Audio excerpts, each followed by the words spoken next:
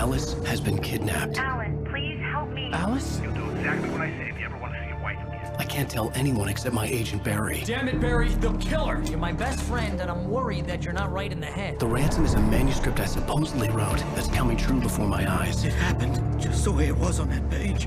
So dark. I have found only a few scattered pages. I want the entire manuscript. The deadline is in 2 days. I found Mr. Wake's pages. Good girl.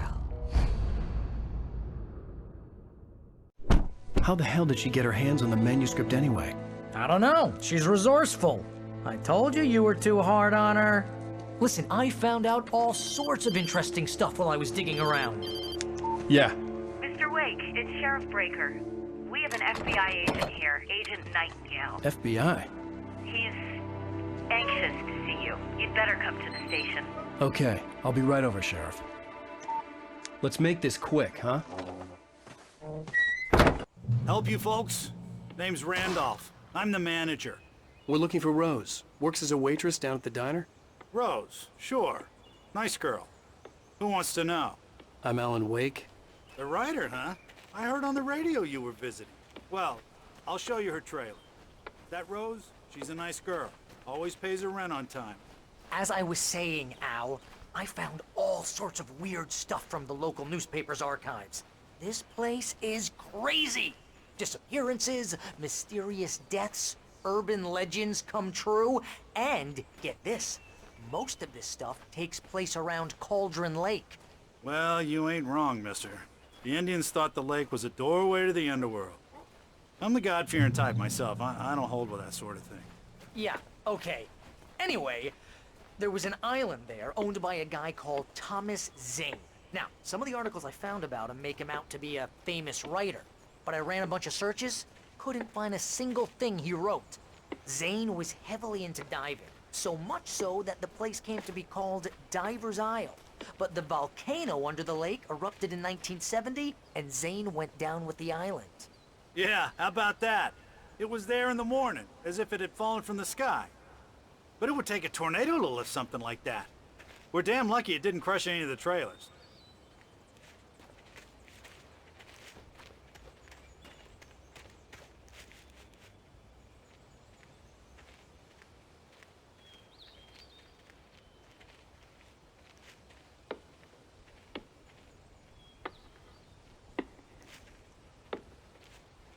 It gets better. A local girl, Barbara Jagger, drowned in Cauldron Lake just a week earlier. They were lovers. Sure, Jagger's a local spook story. The Scratching Hag comes for you in the dark. Childish stuff like that. Anyway, Al, I'm just getting to the best part. All of the articles about this stuff were written by Cynthia Weaver. I asked around, and she's that crazy bag lady you met. What, the lamp lady? She can be a little loopy, but she's not homeless or anything. Yeah, anyway, she knew both Jagger and Zane before they both died, and she had some kind of a breakdown.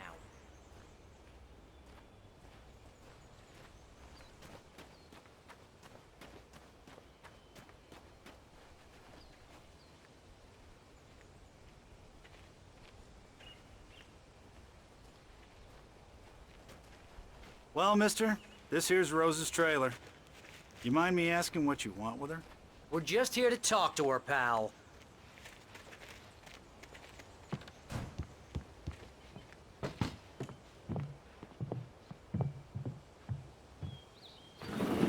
Welcome to... Oh dear, Mr. Wake. I'm so glad you're here. Rose, you have my manuscript? Oh. Oh yes. Yes. Please, come in. Hey, this is really good. Rose, Yes, my manuscript. I really need it. I understand. I know what you need. A muse to inspire you. Oh, for Barry. She doesn't have anything. Yeah, hey, Al? Al, what's... Oh...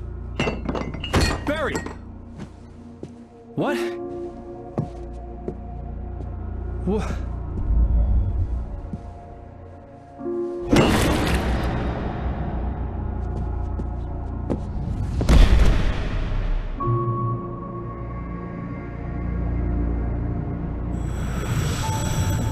It's coming for you, hiding in my barber's skin. I'm too weak to stop it. You must turn the lights on.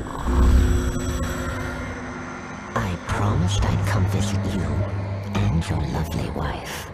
You must finish what you started. I insist. You must turn the lights on.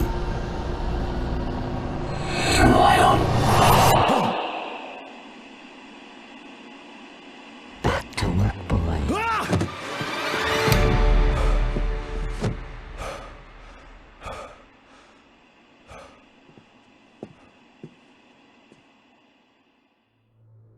I felt nauseous, hungover. Only anger kept me going. I can't tell reality from dream anymore, but it seems I have an imaginary editor to help me. She's an old woman in a funeral dress. I call her Barbara Jagger. She's very strict. I'm writing faster and faster. My manuscript is being heavily revised. The edits are getting very aggressive, and each day there's less of me and more of her. I hate it, but I know she's right. She promises me I can Rose save took a day Alice from this me. way. I had She less wants than to do 12 this hours now. left to meet the kidnapper. All I could do was get Barry into the car, work something out once I got on the road. Barry was out of it. He was way too heavy to carry. You're right. I deserve more money. I'm so handsome. My gun and flashlight were gone. I'd have to find a way. Mr. Randolph liked Rose. That little smile she had. How she was still sweet when life had tried so hard to make her bitter. It wasn't any of his business what she did in her trailer. But those strangers, the writer and his smart-ass sidekick, looked like trouble. And they'd been in there for hours, way past her normal bedtime. He reached for the phone and called the sheriff's station. To get Barry into the car as quickly as possible.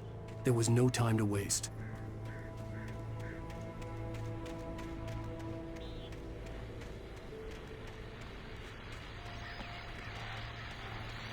I just stepped outside to catch a breath of fresh air. Let me tell you, the weather's getting heavy. Nights like this make me especially glad I'm here talking to you and not home in bed. Once the weather takes a turn like this, I can't sleep at all. It's all...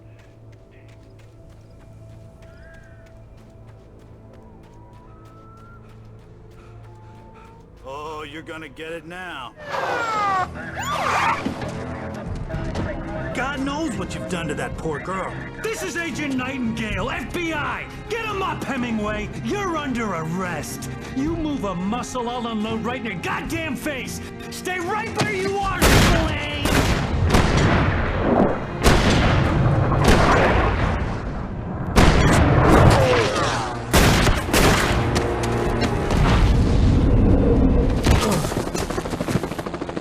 What are? I'm standing right here, you goddamn maniac!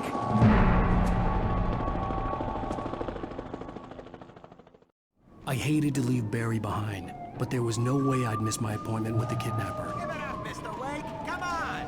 Make it easy on him! Get out to it! Don't let him get away! Move it! Move it! Move it! I'll have you shot if you let him get away!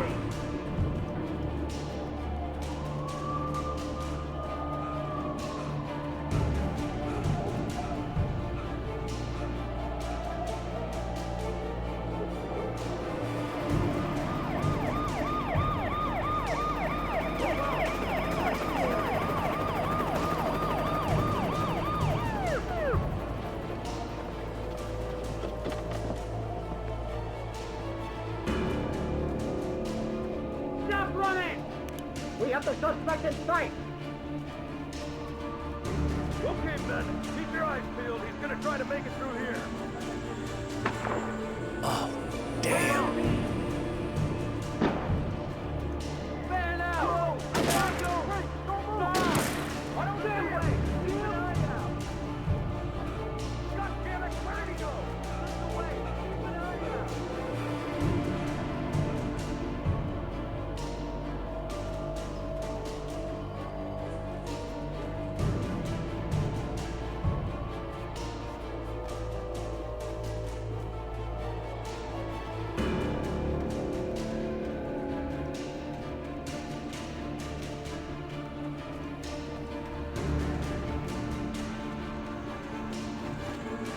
gone! Come on, guys! We need to head him off! For decades, the darkness that wore Barbara Jagger's skin slept fitfully in the dark place that was its home and prison. It was hungry and in pain. It dreamed of its nights of glory when the poet's writing had called it from the depths and given it a brief, terrible taste of power and freedom. The rock stars had stirred it from the deep sleep the poet had sunk it back to in the end. When it sensed the writer on the ferry, it opened its eyes.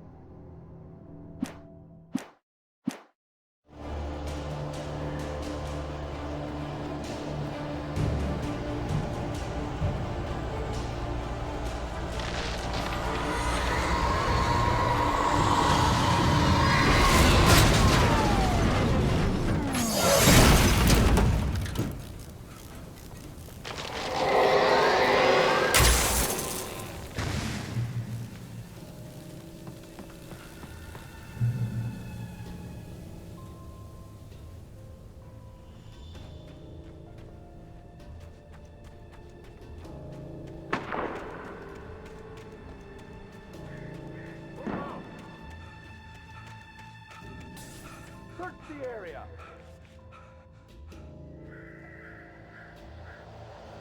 Stay sharp! This way! Over here!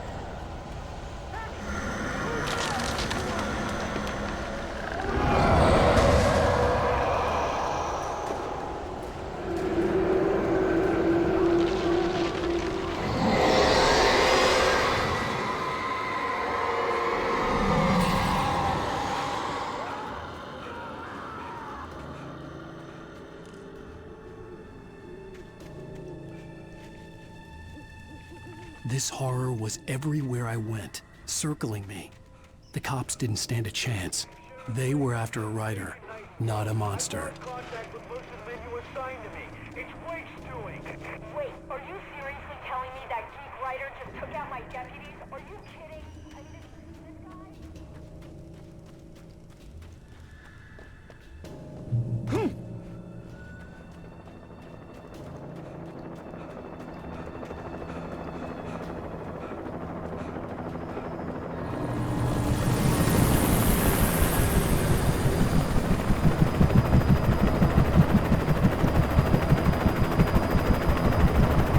You on the ground. Hold it right there. There's nowhere to run. Freeze!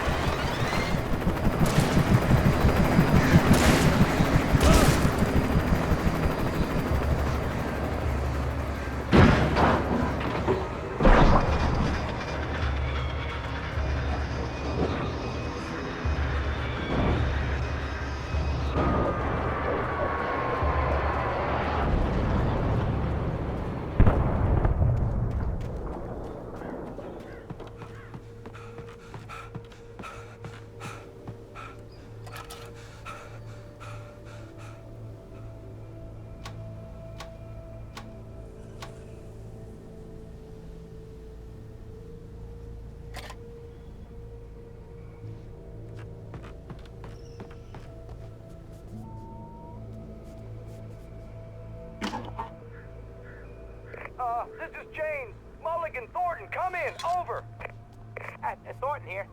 James, we got both Wheeler and Rose in custody. They didn't put up a fight or anything. But anyway, hey, what are you doing? I could see the lights of the radio station in the distance. Mulligan here. Over. Go ahead, Mulligan. Over. We got Wheeler and Rose here. Wheeler's drunk or hopped up on something. Speaking of which, that Fed had a pretty distinctive whiff of Otis Scotch about him, you know what I mean? Over. I imagined that the broadcast tower in the distance was part of the local radio station. Maine seemed like a decent guy. Perhaps he could give me directions to the coal mine.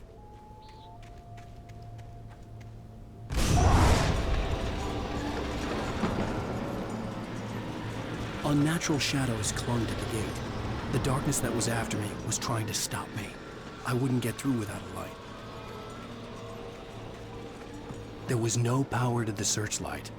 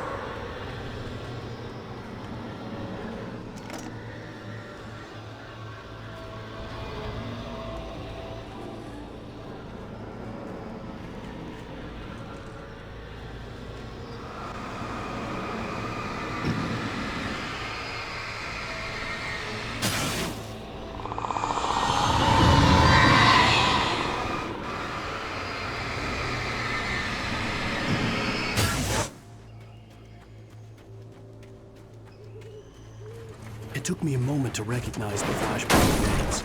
They were an ideal weapon for my situation.